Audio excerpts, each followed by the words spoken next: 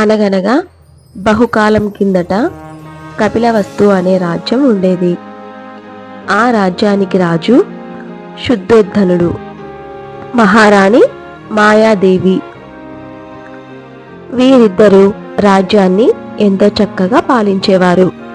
వీరి రాజ్యంలో ప్రజలంతా చాలా సంతోషంగా ఉండేవారు. రాజా శుద్ధోద్ధరణ తర్వాత తమ రాజ్యాన్ని పరిపాలించడానికి వీరికి సంతానంగా ఒక యువరాజు ఉన్నాడు. ఆ యువరాజు పేరు సిద్ధార్థుడు. రాణి మాయాదేవి ఎంతో గారాబంగా పెంచుకున్న ముద్దుల యువరాజు సిద్ధార్థుడు. యువరాజు ఎంతో తెలివైన వాడు, ఎంతో శాంత స్వరూపుడు. యువరాజా, నీవు ఎక్కడికి వెళ్ళావు? రాజ్యాన్ని వదిలి నీవు ఎక్కడా బయట తిరగవద్దు సిద్ధార్థ అని వాళ్ళమ్మగారు చెప్తున్నారు.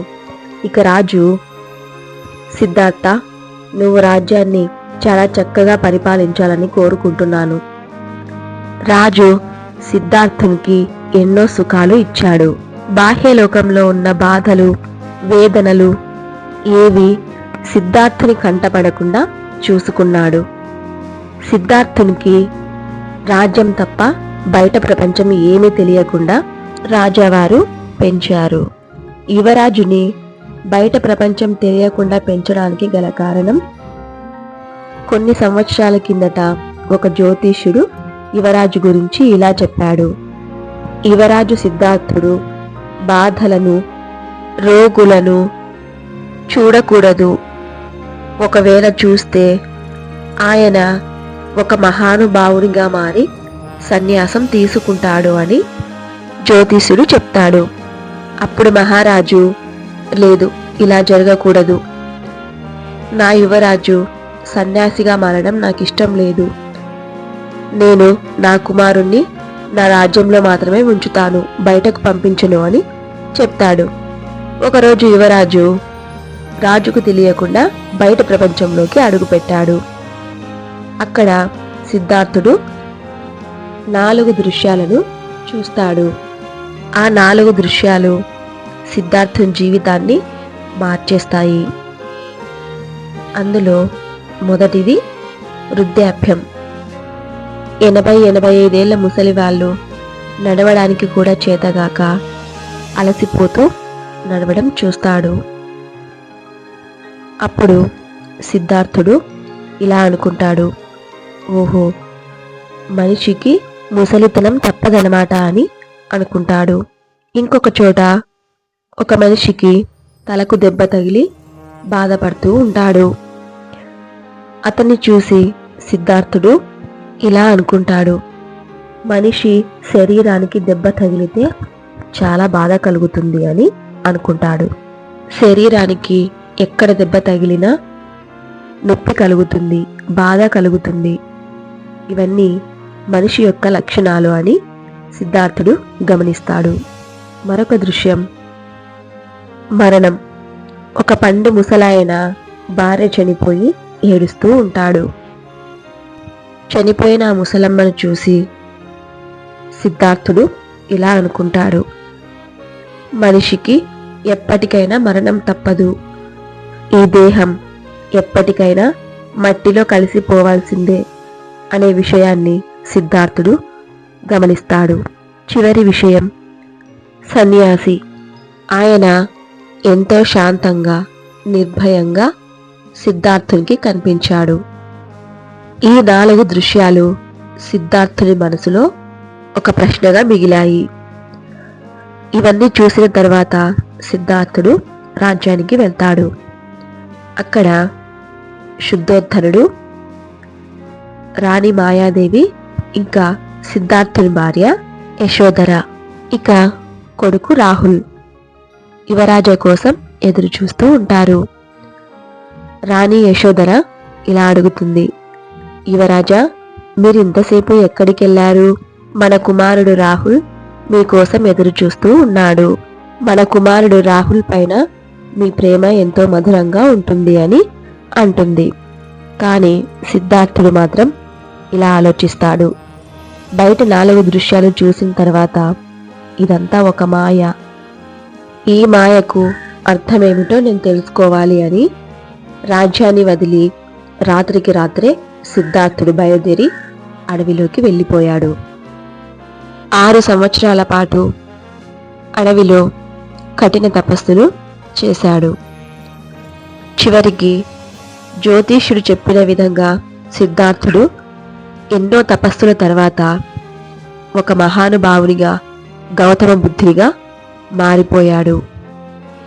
కొన్ని సంవత్సరాల తరబడి గౌతమ బుద్ధుల వారు తపస్సు చేస్తూ ఉన్నారు. కఠిన దీక్షలన్నీ పూర్తి చేశారు.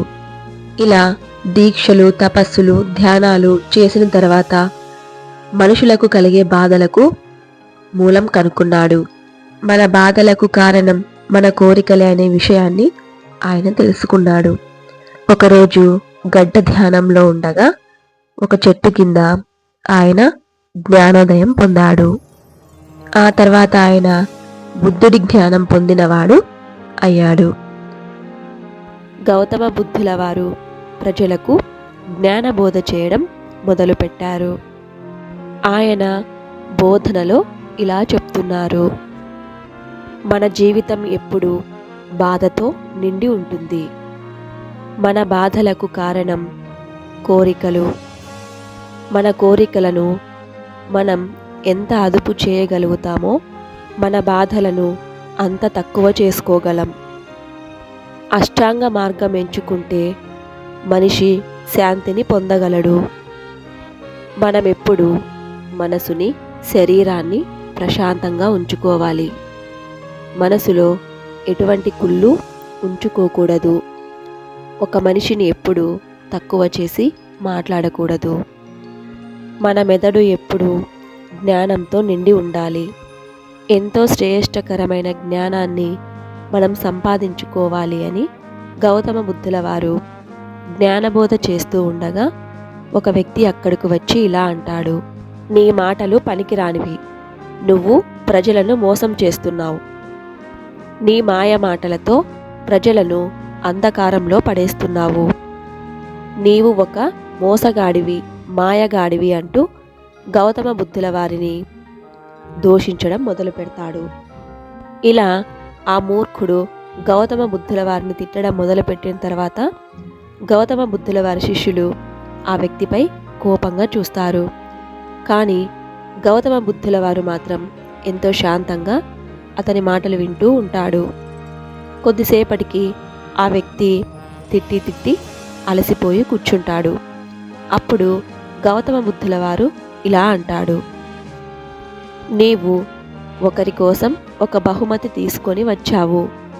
అది తీసుకెళ్ళి ఆ వ్యక్తికి ఇవ్వగా ఆ బహుమతి వారు తీసుకోకపోతే ఆ బహుమతి ఎవరికి చెందుతుంది అని ఎంతో నెమ్మదిగా, శాంతంగా గౌతమ బుద్ధుల వారు ఆ వ్యక్తిని అడుగుతాడు. అప్పుడు ఆ వ్యక్తి సమాధానం ఇలా చెప్తాడు: నేను ఎవరి కోసమైతే బహుమతి తెచ్చానో వారు ఆ బహుమతి తీసుకోకపోతే అది నాకే చెందుతుంది అని గౌతమ బుద్ధుల వారికి ఆ వ్యక్తి సమాధానం చెప్తాడు. అప్పుడు గౌతమ బుద్ధుల వారు ఇలా అంటాడు: అలాగే నీవు ఇప్పుడు నా కోసం తిట్ల రూపంలో ఒక బహుమతి తీసుకొని వచ్చావు. అది నేను తీసుకోలేదు. అయితే ఆ తిట్ల రూపంలో ఉన్న బహుమతి నీకే చెందుతుంది. అది నీకు మాత్రమే సొంతమవుతుంది అని గౌతమ బుద్ధుల వారు ఆ వ్యక్తికి చెప్తాడు. ఎదుటివారికి మనమిచ్చే బహుమతి ఎప్పుడూ ప్రేమతో నిండి ఉండాలి. ఈర్ష్య, అసూయ, ద్వేషాలతో కాదు. నువ్వు నాకు ద్వేషంతో ఆ బహుమతి ఇచ్చావు, నేను తీసుకోలేదు అని చెప్తాడు. అప్పుడు ఆ మూర్ఖునికి జ్ఞానోదయం అవుతుంది. గౌతమ బుద్ధుల వారితో ఇలా చెప్తాడు: అయ్యా, నన్ను క్షమించండి. మీ మాటల్లో గొప్పతనం ఏమిటో నేను తెలుసుకున్నాను. నేను మాట్లాడిన మాటలకు మీరు ఏ శిక్ష విధించినా ఆనందంగా భరిస్తాను అని అంటాడు. అప్పుడు గౌతమ బుద్ధుల వారు ఇలా అంటాడు: మన తప్పులను మనం గ్రహించినప్పుడే మంచి మనుషులుగా మారగలం అని చెప్తాడు. గౌతమ బుద్ధుల వారి గొప్పతనం ఆ మూర్ఖుడు తెలుసుకుంటాడు. ఆనందం, తీపి, కష్టాలు, సుఖాలు మనుషులకి సాధారణం. ఇవన్నీ తెలుసుకున్న రోజున మనిషి యొక్క గొప్పతనం ఇంకొక మనిషికి తెలుస్తుంది అని చెప్తాడు. ఈ కథ మీకు నచ్చినట్లయితే మన ఛానల్ను సబ్స్క్రైబ్ చేసుకోండి. ఇలాంటి మంచి కథలు మనమందరం కలిసి మరెన్నో తెలుసుకుందాం. మర్చిపోకుండా ఒక లైక్ కూడా చేయండి. లైక్ చేయడం వల్ల ఈ కథ ఇంకో ఇద్దరికి కనిపిస్తుంది. మీరు నన్ను సపోర్ట్ చేసిన వారు అవుతారు. Thank you for the watching.